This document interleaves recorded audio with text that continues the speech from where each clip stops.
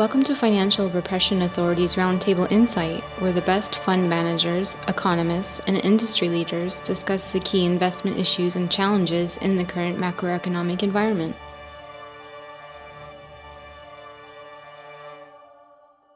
Hi, welcome to FRA's Roundtable Insight. This is Richard Benuli. Today is January 3rd, and we have Dr. Marc Faber and Ira Harris. Dr. Faber is the editor and publisher of the Gloom, Boom, and Doom Report. Website is gloomboomdoom.com, which highlights unusual investment opportunities. It's a great publication. I'm a subscriber myself and learn immensely from the insights. Dr. Faber is also the author of several books, well known for his contrarian investment approach. Ira is a hedge fund manager, global trader in foreign currencies, bonds, commodities, and equities for over 40 years. He has served as CME director from 1997 to 2003, and also a stint most recently. Welcome, gentlemen. Thank you. Well, thank you for having me. Great. I thought we'd begin with the discussion, your view, Dr. Faber, your current insight into global macro on the economy and the financial markets. Well, I've argued already for the last 3 months in my report that if you measured the statistics properly, we would be in a recession. And, you know, there are many ways to define GDP and economic prosperity and so forth. But the fact is that for the first time in a very long time, actually, in probably about 40, 50 years, real incomes around the world are declining. They're not increasing. In other words, maybe your salary goes up by 5%, but if the inflation is up by 8%, then in real terms, your income is down 3%, which means that your standard of living diminishes by 3%. And if we look at the PMI indicators around the world, they're now at 46%. So in other words, in a recessionary territory. So I think in general, the business also, when I go out and so forth, I observe how businesses are doing. The existing businesses are doing okay, but a lot of businesses are finished. They haven't reopened, do you understand? And there are new businesses that have opened up. But in general, when I also read about the mental state of the Generation Z, it occurs to me that they are not as well-to-do as their parents were when their parents were like 30 years old. You understand? And there are statistics published by the Federal Reserve. That's interesting that the Fed publishes these statistics, but keep on telling people how well the Fed has done. According to the Fed, the 35 years old today are less affluent. In other words, they have less assets than their parents had when they were 35 years old, and they earn less than the parents earned when they were 35 years old, all inflation adjusted. These are not my statistics. These are statistics by the Federal Reserve themselves. Mm-hmm. But of course, they keep on lying to the public and so forth. But this we have to get used to. The governments are agencies that lie to the people continuously.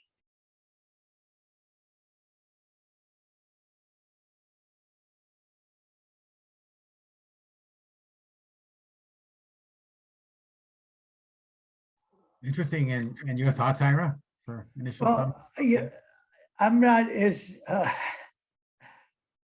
I can't even argue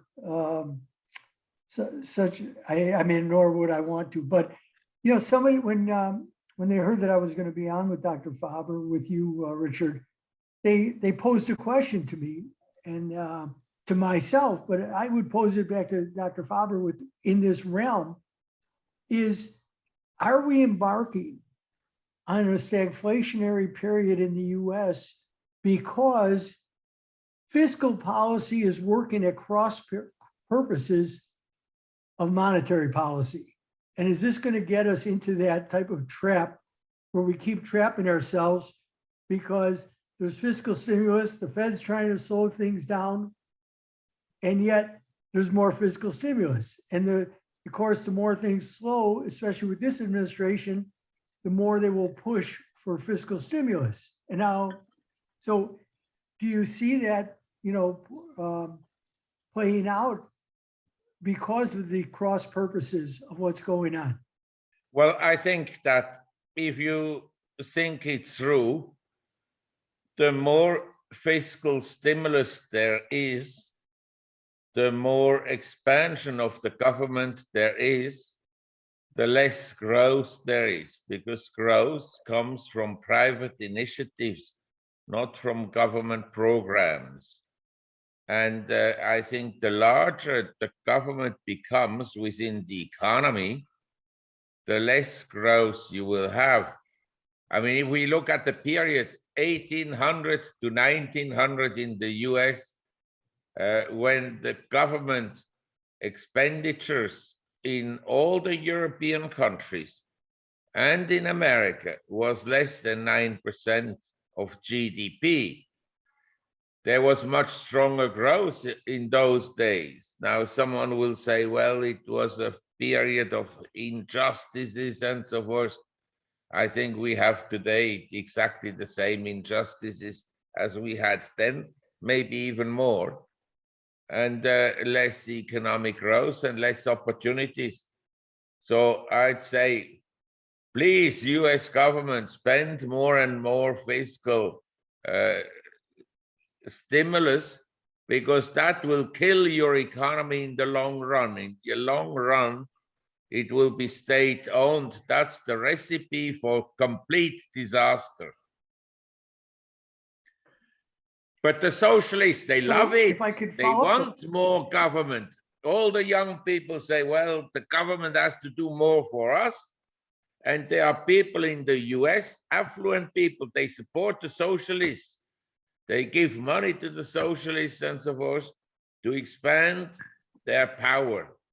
Because on the socialism, on the state ownership, some people become immensely rich the way you become immensely rich by creating wars that are completely unnecessary.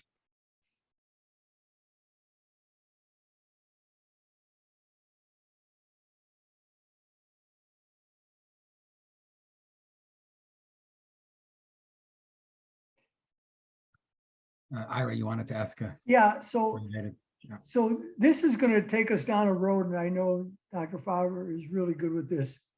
So that setting the table with that discussion, I have to ask, who's buying the long end of any sovereign debt market? Especially, I mean, on emerging markets, I can understand. I think they're acting far more responsible than the developed world.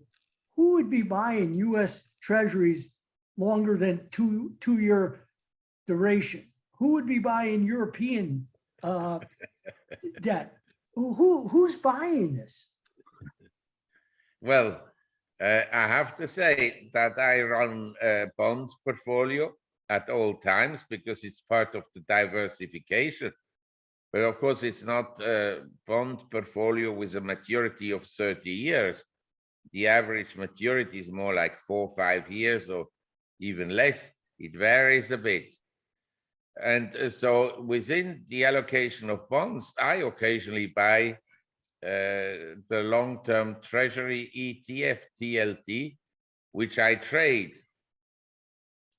And at the present time, I have to say, in my opinion and with my view, that we are in a recession already, and that there will be a considerable demand destruction. In other words, as people have less money through the decline in real incomes and through the collapse of asset prices. I just like to remind you that this bear market that began sometimes in 2021 for equities, not every stock peaked out the same day, but bonds, treasury bonds, they peaked out. In other words, the yields bottomed out in May, August 2020 already.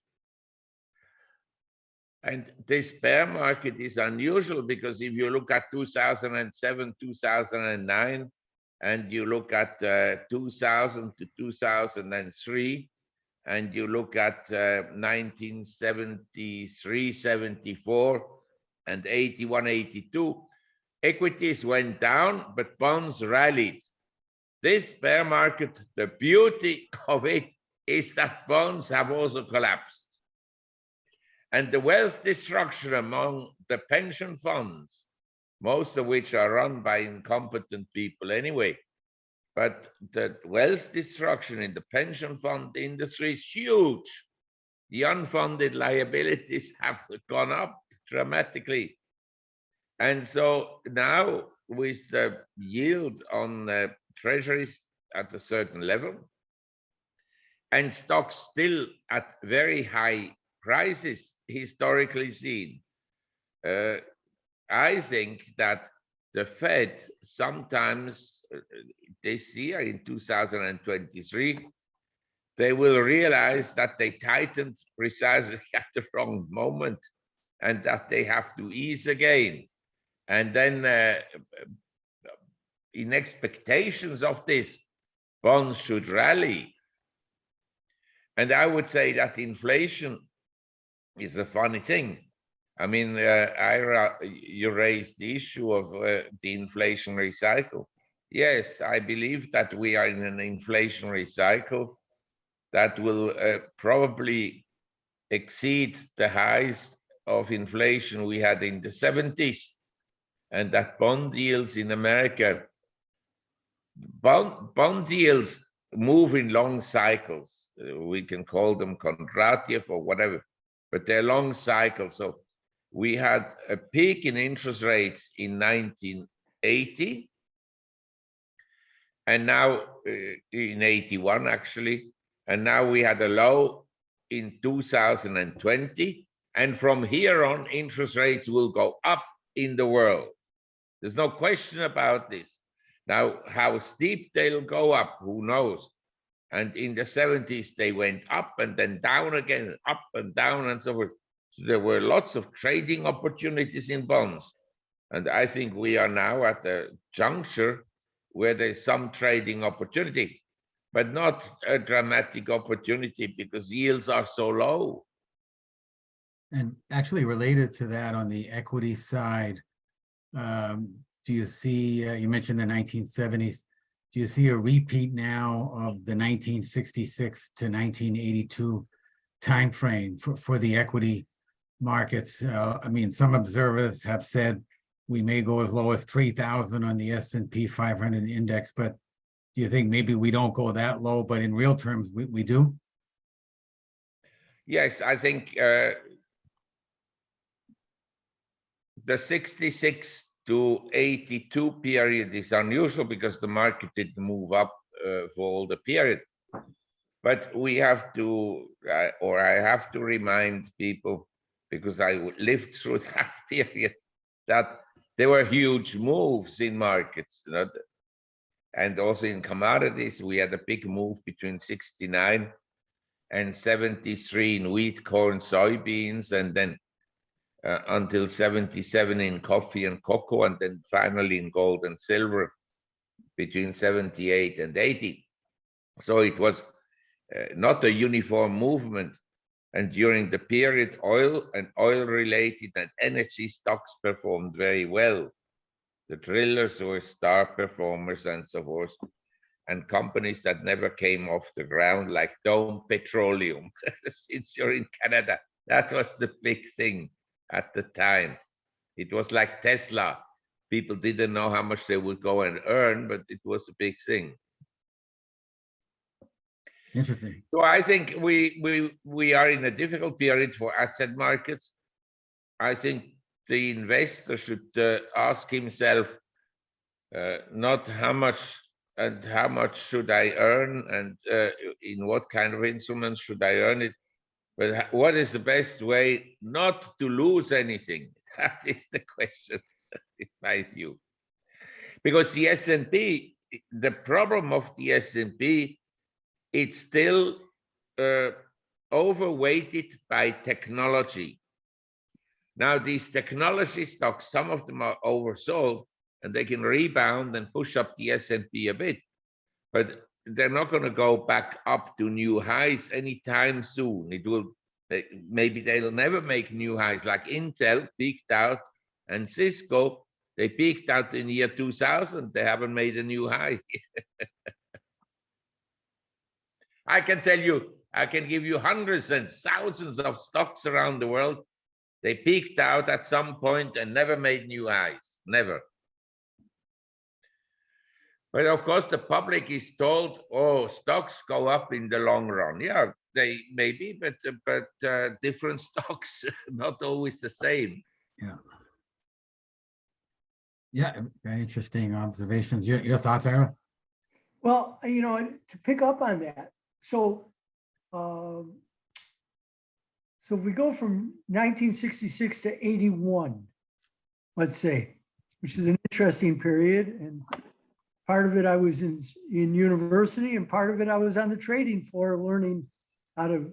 So I've seen it, and I've been thinking about this quite a bit lately, because when we enter this period now, when we trade the bond market, when we see the bond market, we are coming off a period where the central banks, led by, well, some people would say the Japanese, but I don't think the Japanese, led by the Fed, certainly by the ECB, we're starting at places where the valuations of the bond market are starting at ridiculous levels because their policies so badly corrupted the valuations so that they were basically meaningless except for those who had to partake in them. So now we're stuck in this position. We have an inverted yield curve in the US. We have an inverted curve in Germany for what's that is worth.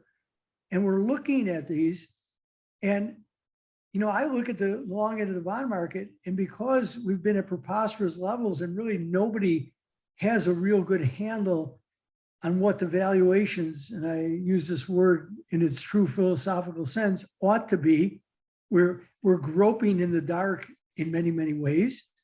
And we have fiscal stimulus, which is ramped up. We still have massive balance sheets. So I'm just tortured by trying to understand what the valuations would be, especially because the way that I see it is, will we live under the Volcker doctrine, or will we continue to thrive, for some people, under the Bernanke doctrine? Because that's, to me, how I'm dividing up the world. We had the, you know, just like we had the Brezhnev doctrine, we had the Gorbachev doctrine. We have doctrines. And will Powell succumb to the Bernanke doctrine? And I'm not talking about a pivot. It doesn't have to pivot. And that's, to me, it's a binary argument that need not take place. But will they get nervous at, especially as Dr. Faber talked about, if they've squeezed too quick here, we don't know yet, where it's, you know, there's a lot of conjecture, then what will be their response? If they stop any type of quantitative tightening, what happens to the yield curve? There are so many things in play here because the central banks have so badly corrupted the markets, and they've not let the markets do what the markets are supposed to do, signal. And Volcker led him one way, and of course Bernanke led him the other way.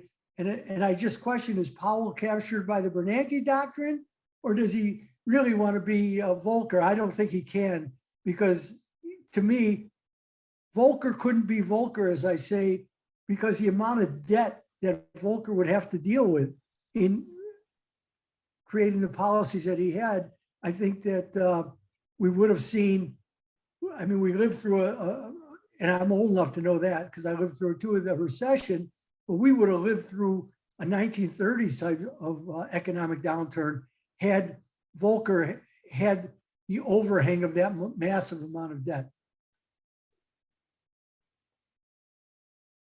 Your thoughts on that, Dr. Faber? Yeah. Well, my view is that the Fed has become a money printing institution. And once you embark on money printing, to go back on it and stop it is very difficult. It's possible, but it's painful. And we live in a society where everybody is a victim and nobody has any tolerance for pain. If someone has to tighten his belt, that would be something terrible in a society that is used to socialism.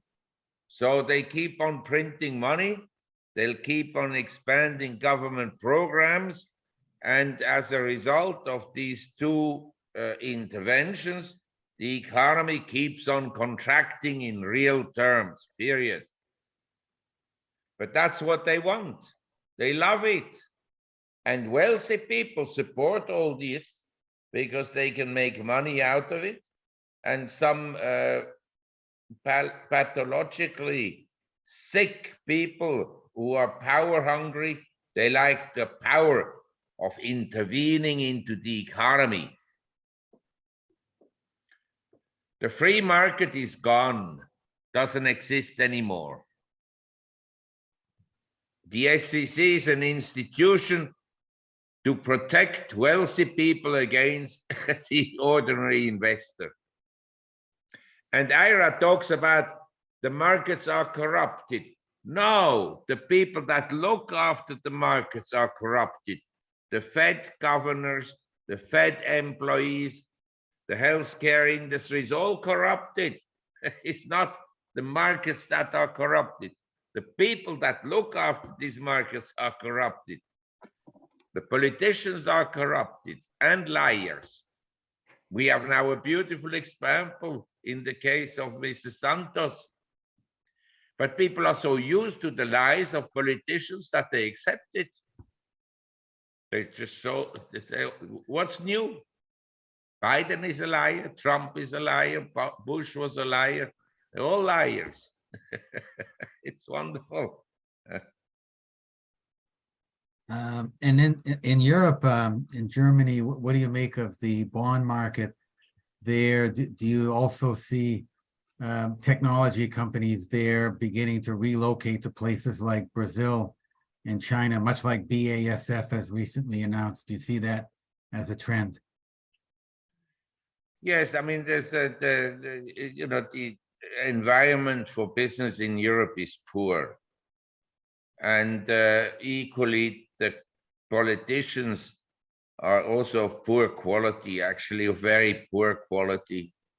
And in my view, the interest rates in Europe were kept artificially low far too long, longer than the Fed. To be fair to them, they began to increase interest rates in 2021. But the ECB, it's run by someone who was convicted of corruption. But this is the European system. The worse you are, the better suited you are to be promoted on the upside. That's why we have Ursula von der Leyen running the EU. And then the EU officials, they, for the last 10 years, they complained about Qatar and FIFA, about their corruption. Well, what turned out to be that the EU officials were corrupt, were running this corruption ring. I tell you, I as an investor, of course, I look at valuations and at earnings and so forth, but it is also a duty of a, let's say, investment advisor or a fund manager to look at the quality of the governments. And I have to say, on that basis, all stocks should be down 50% from the present level. And Ira is completely right. He says the market is still too expensive. Yes, just to get to a normal valuation comparable to previous occasions, the market should still drop 30%. But it can drop 30% in real terms, inflation adjusted, and go up in nominal terms. You understand? You print money, everything goes up, but not inflation adjusted. In this environment, I tell people the best is to diversify.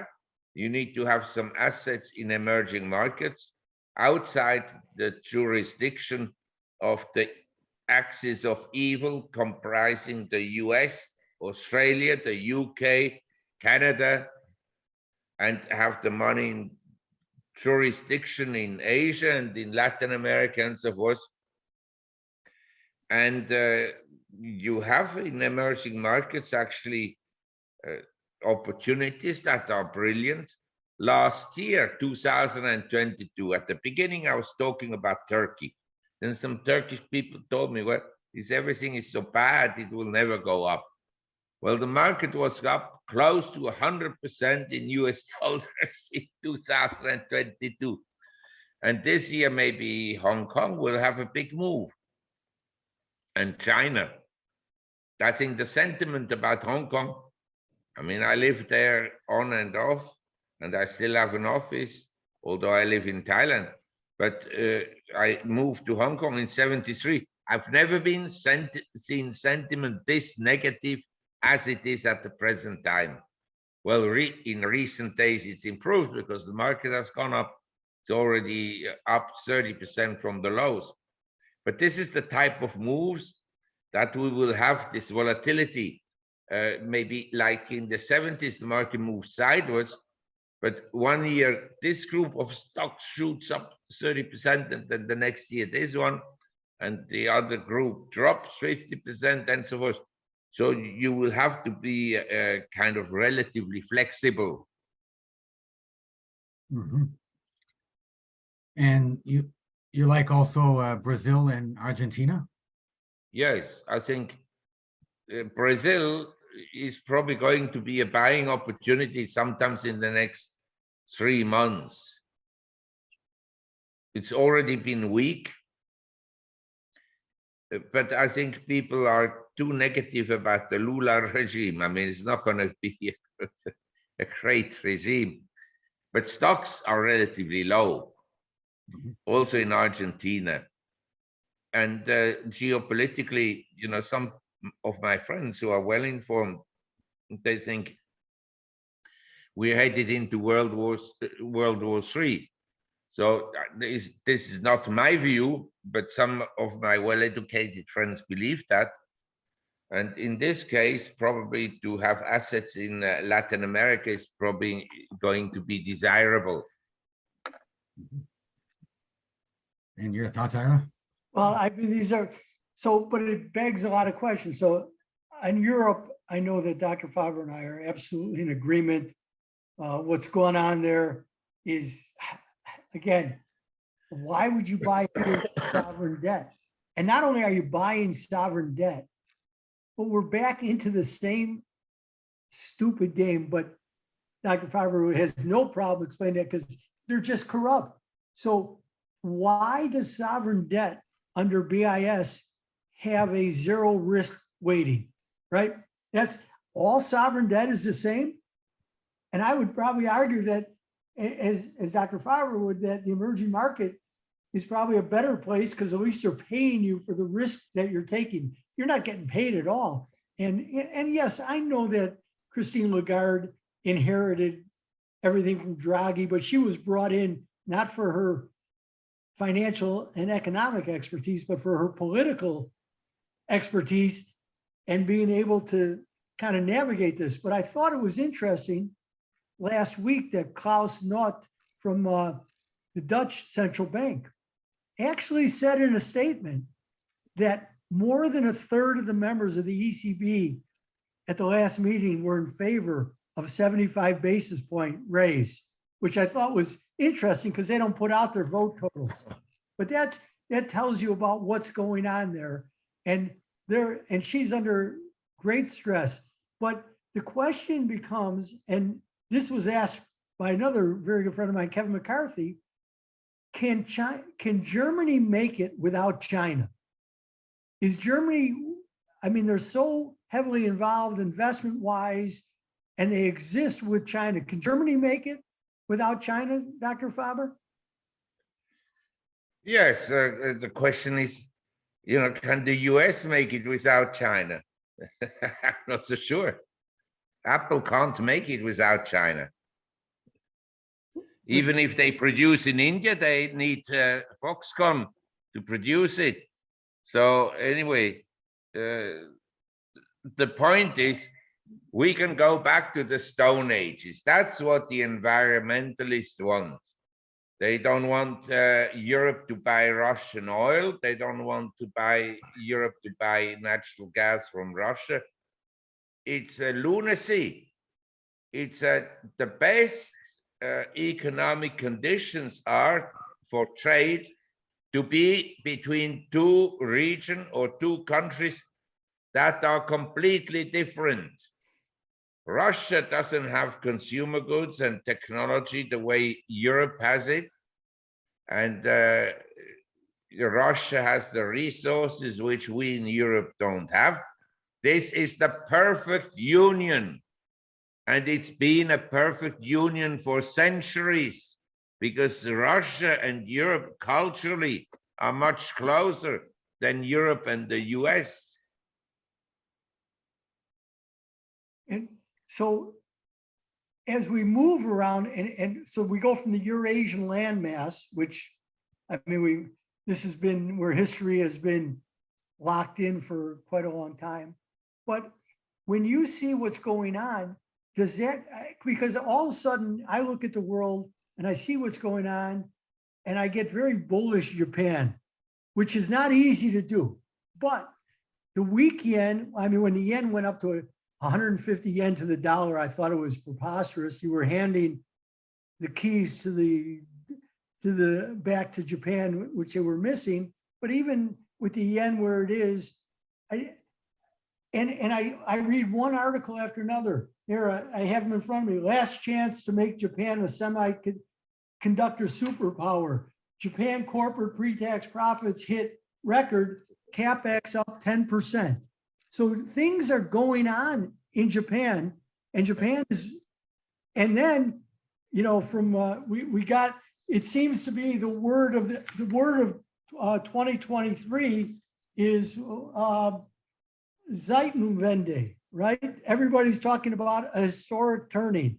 Olaf Scholz wrote that the world was at a historic turning. Japan is now going to spend a lot of money on defense. And people in the United States think that, well, that means that's good for US because the Japanese are going to buy everything from the US. I don't see that at all.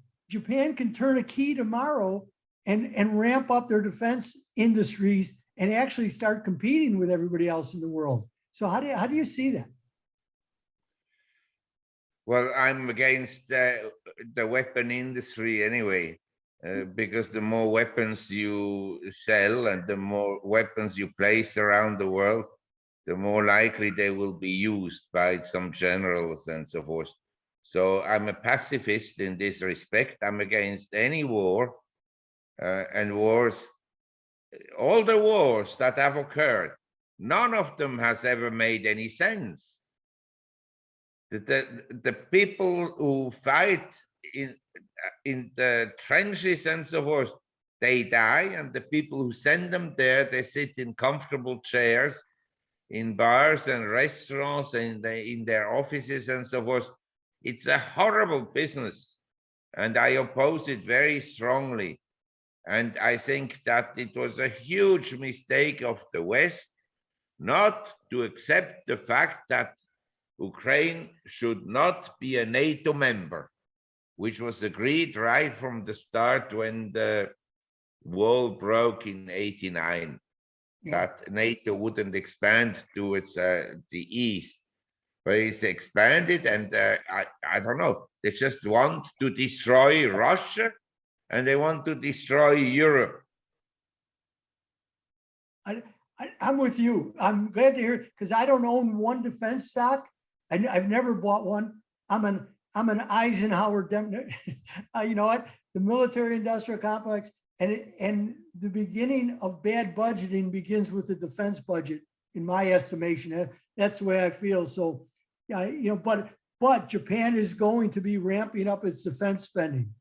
When they tell you that, believe it. And it's not, and it doesn't make the world a better place. No, it won't. But you know, all the countries will ramp it up, and then one day, that's why some of my friends who are intelligent, they think World War III will break out. I'm also prepared for it. I think that I'm in a relatively good condition here in Chiang Mai, in the north of Thailand.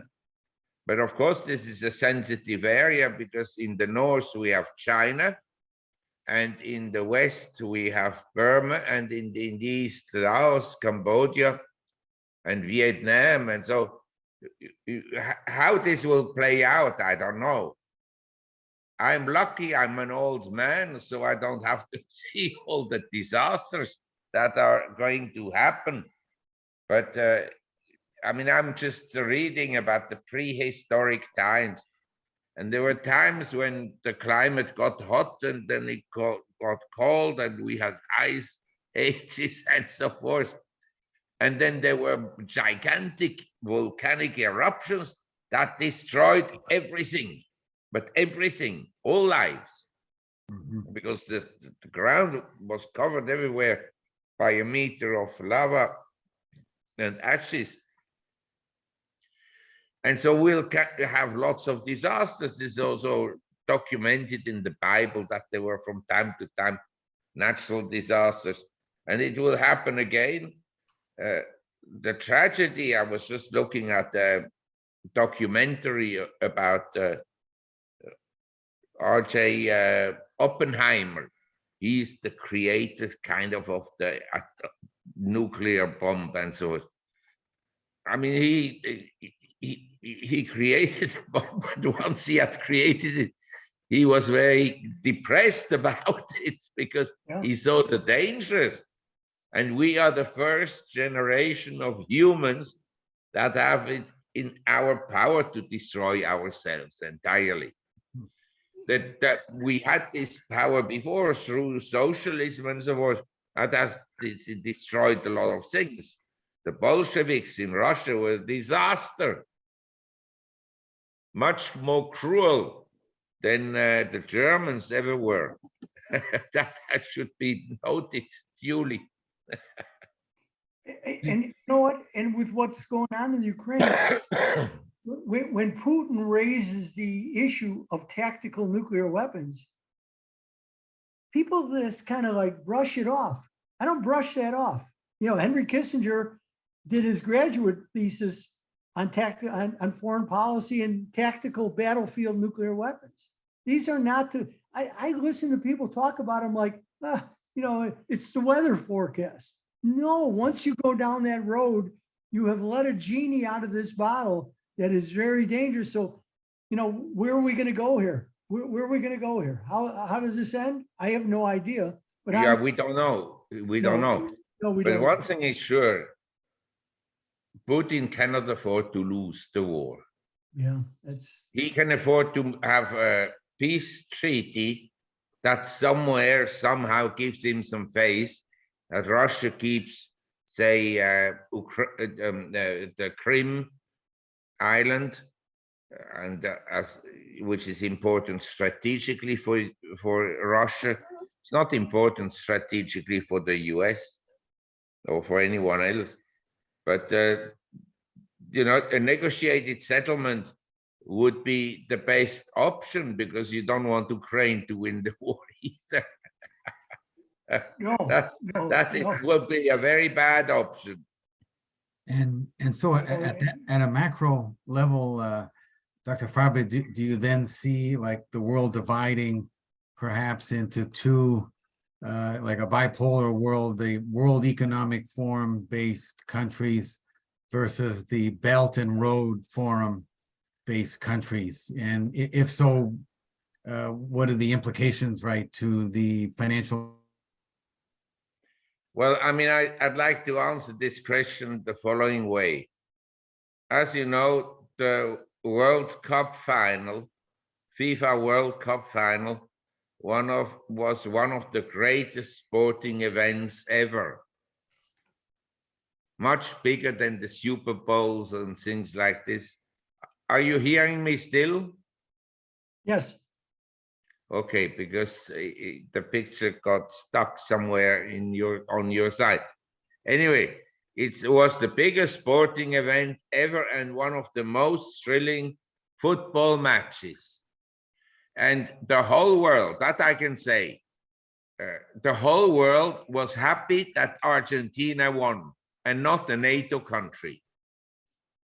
And people, when they always say, you know, Biden always says, I strengthen NATO. This is, of course, nonsense. NATO has many different views within NATO. And the Europeans are very split about what to do next and so forth. As soon as people lose money, they become more pragmatic again and less ideological. So I wish the Europeans lose 50% of the money. Some of them have actually, and then they will wake up from their political lethargic attitude. Because I give you an example. I'm a member of the Committee for the Neutrality of Switzerland, okay? I have wealthy friends in Switzerland and people I went to school with, they're affluent because I went to private school. It wasn't my doing, it was my parents that had the money to pay for it and so forth. And I wrote to them that they should sign this petition. We have the referendum in Switzerland, where you collect signatures and then it comes to a vote in front of the people. 98% don't respond. They're not interested. I tell them this is a very important thing for Switzerland to be neutral. Actually, Bertrand Russell, the British philosopher, suggested that it would be best for Britain to be neutral because it's not a world power anymore. India has just overtaken the UK as the 5th largest economy in the world, which is natural. India has 1.3 billion people. They produce 400,000 mathematical and science graduates every year. How many are produced in England? Mhm. They produce Grab drivers, and they have migrants that come without any education, but with criminal backgrounds. The whole of Europe will become a battlefield, just as Chicago, and Baltimore, and San Francisco, and New York. Good, welcome to the socialists. But as I said, I would diversify. I would have more money in emerging economies. If you look at charts, long-term charts, what has gone down since 2010 against the US market are emerging markets. They fulfill everything of nearing the end of a bear market. The bear market for emerging markets started around 2015. They're down more than 50%, more than 5 years. And the sentiment was very negative until just recently. But you touched on Japan. I have a friend, he's very bullish on Japanese banks. But I tell him I prefer banks in Singapore, Malaysia, and Thailand. I think they're much better value. I was going to ask you, you preempted me. I was going to ask you that question because I happen to be, I've been in it. I've been buying Tokyo Mitsubishi for 8 years, and for 8 years, it's done nothing except pay me like a bond. It pays a 4.5% dividend. Okay, and that's what. Now at the end of this year, and well, you know, of course, once Corona made that decision that he made, and the markets reacted accordingly. We saw some movement. I mean, the Tokyo Mitsubishi, they had a pretty nice move, and they actually wound up for the year. I like to be exact. So they wound up around 14, 15% on the year, not counting the dividends. But it looks like it wants to move. So I was going to ask you that: are there any Japanese banks that you would look at and say, well, they're well positioned, especially for around Asia? I don't think they're a very significant factor around Asia. I mean, if you want the participation in Asia, I think DBS of Singapore would be a better play. Maybank in Malaysia, and Bangkok Bank. Bangkok Bank is very powerful in Indochina. It's also Chinese. I mean, not Chinese from the mainland. These are Thai Chinese, but they have old established connections. I used to do business with them. And it's a very closely knitted network of overseas Chinese throughout Asia. Yeah. Because as you know, in Asia, 80% of the businesses outside the government are owned by Chinese groups. Not from they came from the mainland 100, 200 years ago or 50 years ago, and they started their businesses. So you have all kinds from each provinces, groups of people, and they trust each other. They don't, it's like Jewish communities, they trust each other. They have their own laws, they have their own customs and so forth. And they are also related through marriages and so on. So this is a very powerful group. And it's not expensive. The Thai banks are relatively cheap, in my opinion. Oh, good. I'm glad we had this discussion, because I listen to people who talk about the coming recession, and the knee-jerk is always to go and buy bonds. But to me, that's an old way of looking at the world. Again, because I have no way to know what I'm buying a bond at today. To buy a 10-year U.S. Treasury at 3.7%, that even if the Fed pauses because the economy starts to slow, inflation, let's say, and I'm going to use their numbers, come down to 4 to 3.5%. It's still, to me, a ridiculous investment. And if things go that bad that we're going to go there, I'll just be short the equity markets in the developed world. I don't have to buy a 3.7% 10-year yield bond. To me, it's just preposterous, especially, and last question that I would put to you, the growth. And this is an issue I've discussed with my good friend, again, Kevin McCarthy. We've talked about it. When the interest on the U.S. deficit, the federal deficit, exceeds the defense budget, the politics in the United States are going to get very ugly, because they'll be fighting for every discretionary dollar. Well, they fight. What happens is, in a uniparty such as we have in Washington, the Democrats spend on this, and the Republicans, or some Republicans, say, okay, we let you do that, but in turn, you let us spend on that. And so the whole process is actually a disaster in the long run. This whole fiscal deficits, not only for the US, also in Japan and in Europe, in the long run, it's going to be a disaster, as you say, because the interest expenditures on the debt will go up dramatically. In Japan, if interest on the debt doubles, which is very easy to do from the low level of interest they have, the 10 years is still at 0.45%. I mean, you have to be crazy to buy that bond.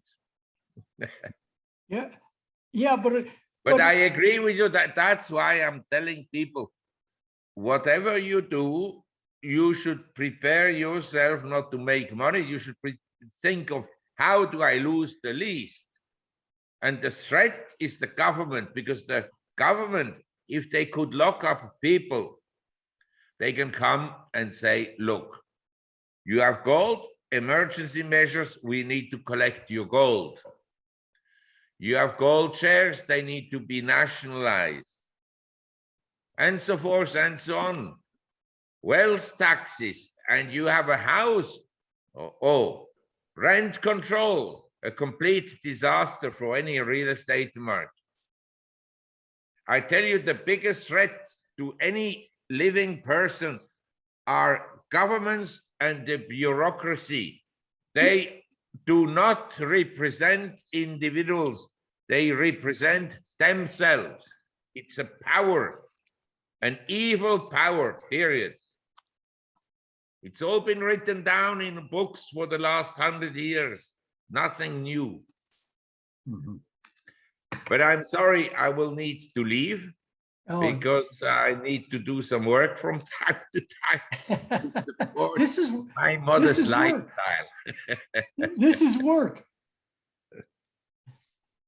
Okay, that's been great discussion. Thank you so much, Dr. Faber, for the insightful discussion and your views. And Ira as well. Yeah. Thank you. Marc, Thank you. yeah. Richard, thank you. And Yeah. Dr. Faber, really, you know what? For all the years that I've read you, for all the years I bought a Barron's so I could read you in the Roundtable for the first weeks of January, my world comes alive, and I thank you for that. It's just a pleasure. Just a pleasure. Well, we don't know, but the damage central banks have done to the world by keeping interest rates artificially low for far too long. And for the central bank, inflation is when the price of tomatoes goes up and of consumer goods. But inflation is also when the price of assets go up, because the affordability for people who don't own these assets diminishes, and it creates social problems and increases wealth inequality. So I'd say the policies of the central banks in the last 10, well, I'd say actually last 30 years have been increasingly more and more devastating for the health of a growing economy. Yep, fully agree. And just to reiterate, Dr. Marc Faber's website, gloomboomdoom.com, and Ira's blog, iragharris.com. Thank you so much, Dr. Thank Faber. you. And Happy New Year to all Thank you. your Happy New Year, viewers. Dr. Faber. Yeah. I hope to do Likewise. this again. Thank you. Yeah, thank you. All right. Yes, Thank you. Happy New Year. And I hope that everybody will not lose too much money, because 2022, I can tell you, a lot of people, young people, lost everything they had, everything. Mm. In meme stocks, in cryptos, in scams, in fraudulent activities, and. Thank you very much. Bye-bye. Thank you. Thank Yeah. you. Thank Thank you. you. Thank Take you. care. Bye-bye. Bye-bye. The FRA Roundtable Insight Show is for informational and educational purposes only and should not be considered as a solicitation or offer to purchase or sell any securities. The investments, investment strategies, and investment philosophies discussed or presented on the show each involve their own unique risk factors which are not discussed on the show. Any discussions among the panel participants or responses to listener inquiries are based on the personal opinions of the panel participants and do not take into consideration the listener's suitability, objectives, or risk tolerance. Please be advised that you invest or speculate at your own risk.